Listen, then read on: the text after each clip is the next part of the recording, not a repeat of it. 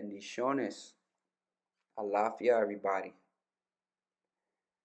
How new altars or shrines shake up your life. Hmm.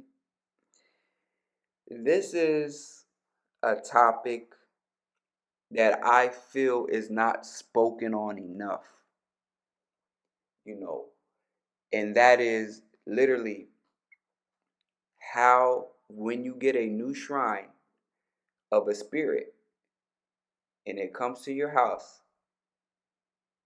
um, it shakes up things in your life. Literally. You know what I'm saying? Literally. Like when you get a new shrine and you bring that thing home, it shakes things up.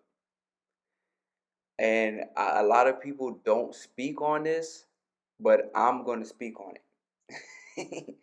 Because y'all know how I do. I bring y'all the real. And so I speak on all the aspects of tradition, um, and all the facets of it. Because why? If you follow my content, I want you to have a full spectrum of, what it is you're getting into so that you understand. And then you don't, come back later in life and be like this, that, and the third about tradition. No, I told you. So that's why everybody should be subscribed to King Brujo. All right, so hit the subscribe button. You heard? Now, what do I mean by this? New shrines or altars can shake up your life, shake up your house, things like that. Um, I'll give you a few real life examples, like real time examples. So I remember, for instance, when I had Eshu consecrated. So when I had Eshu consecrated, that was pretty interesting. Now, I was told by elders that when you receive Eshu, he will make himself known in the house. Like literally, he will make himself known in the house. So, I'm just taking it like, okay, all right. So I bring Eshu home. When I tell you a few hours of Eshu being outside my door, I'm in my office room, and all of a sudden I hear this loud sound in the kitchen. It sounded like things was crashing in the kitchen. So I run in the kitchen and look, my ceiling fan that I had spinning, one of the blades of my ceiling fan flew off of the ceiling fan in the living room, flew into the kitchen, you know what I'm saying? Knocked over some stuff on the counter and hit the stove. And that's when I said, okay, oh, Orisha, Eshu Lalu, or Girioko. Eshu is in the house. You know what I'm saying? Eshu is in the house. And that's like an example of how like spirits can literally move things around when they get in the house. Literally do it. Like they're gonna make their presence known. I'm here. I'm here. Especially the ones that are hotter. Like Eshu is hot. You know what I'm saying? That's why we always giving them epo to calm them down. So, that happened and I'm like, yeah, Eshu's here. So that's like an example of what I'm saying. Like when spirits come in, they will shake things up in your life, physically and metaphysically, and metaphysically. They really will. Even I got I got egungun, my egun consecrated. In an Ifa, you get your egun consecrated into what they call an opaiku. So in Ifa, you know, when you get your ancestors, your egun consecrated, you get Opa Iku. And so basically, you know, I got my Opa Iku, and I lie to you not, yo. That same, so I brought it home that night because I was with my Baba all night after we consecrated it. After he consecrated it, I stayed over longer, like late into the night. And I bring Opaiku home. I wake up, literally. Um, it was like a dead silence. I'm like, what the heck? I wake up and I notice like my fan is off. I notice like my phone is plugged to the wall, but it doesn't say it's charging. I'm like, what the heck? You know what I'm saying? All my electricity, all my electricity is just off for no reason. I'm like, my bill was paid, so I don't know why my electricity is off. You know what I'm saying? So one of the first things I do, I go outside because I want to see what neighbors are trying to figure out. You feel me? What neighbors are trying to figure out why their stuff is off if their stuff is off too. You understand? But no neighbors happen to be outside at the time. So I'm like, oh man, I don't know what's going on. I'll give it a little time. And you know, a half hour later, it just everything came on. As I start to, you know, move around the house, do my normal routine, everything comes on. Right? And I'm like, okay, Egun is making it known. Egun is making it known. You know what I'm saying? That they here. And it's funny because I end up calling my father. And my father, you know, at the time is in New Jersey visiting. And I'm like, hey, Dad, like, you've been spending a lot of time with Unc, you know, which is basically like his uncle. So it's my great uncle. And he like, man, I've been over here for the last couple days. Um, and I'm like, oh, y'all been building? He like, oh yeah, man, we've been building a lot. And come to find out, earlier that day, my brother had a baby. Like basically his baby was born. You know what I'm saying? So you see how Egun kind of was moving through my family at the same time that they were coming. So it's like it all coincided. You know what I'm saying? Like I'm feeling now the energy from other members of my family more intensely because why I got a goon in the house. You dig? So yeah, it just so happened I'm like, oh, that's crazy. Cause I just brought my shrine back home late last night, and you telling me, you know, my brother just had his baby. That's crazy. You know what I'm saying? So that's like an example of like how spiritual make themselves known to you.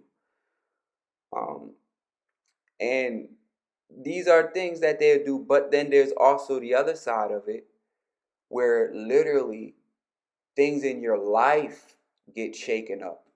Okay, so there's a physical aspect, but then there's a metaphysical aspect. Orumila. So, you know, when Orumila came into my life, literally had me reflecting on so many things, so many mistakes that I've made. You know what I'm saying? So much that I made, like reasons for setbacks and all kind of stuff. Pain from how I was handling certain situations. All of this came up with Orumila. And Orumila really helped me through to evolve as a person, as a man. Orumila really helped me to evolve as a man. You know what I'm saying? Um, but then even in the voodoo, on the voodoo side, Papa Legba, you know, when Papa Legba came into my life, and I had altar for him, literally, that is the turning point that I can remember being poor for a long time and transitioning from being perpetually poor. And I'm saying poor, like not just broke, because broke mean, to me, broke is more like you're broke because you paid bills and now you don't got nothing over, so you broke. You feel me? I was poor, poor, like have to sell Gatorade on the streets, poor, having to live off of other people, poor. You get what I'm saying? And I just remember Legba coming into my life was the turning point of me going from being perpetually poor to me being perpetually having money all the time and having stability. So when Legba came into my life, I wasn't even broke. I wasn't even in the stage where like I paid all my bills and I don't have money. Nah, I paid all my bills and I still had money. So Legba is literally the turning point that I remember of going from transitioning from being perpetually poor to actually having money to spend, to actually being able to do recreational things. And it's so crazy because up until that point, I was in a poverty mindset so long that even when I wasn't impoverished no more, I still moved around the world like I was. So I would still be tight with money, things like that. It's crazy because I went through so much like that before I gained my footing. Even to this day, I could be tight at times, and it's like, but I got money. Like I can, I'm just getting to the point now to just be like, all right, I'll travel around more, I'll be out and about more. You feel me? But that's just like PTSD from the struggle, I say. But yeah, when I got leg by that, to me, that was really the turning point of me going from being poor into me actually having. You know what I'm saying? To me actually having. And that's when I was able to get into a nice house and all of these things. That all started from Papa Legba. So yeah, man, when these altars and these shrines come into your life, be prepared because they will shake things up, especially around whatever aspects of life they represent or affect. You know what I'm saying? They would definitely move things around for sure. And I can personally say for me, I've seen that I got so many shrines, man. I got so many shrines, so many Loa and, Orishas as well in my house and around my house. I got a lot of shrines because I do work for people. And so because I do work for people, those shrines also get the Loa get put to work. You know what I'm saying? The Orishas, not so much as of right now. In the future, yes, but as of now, not so much. But in the future, yes.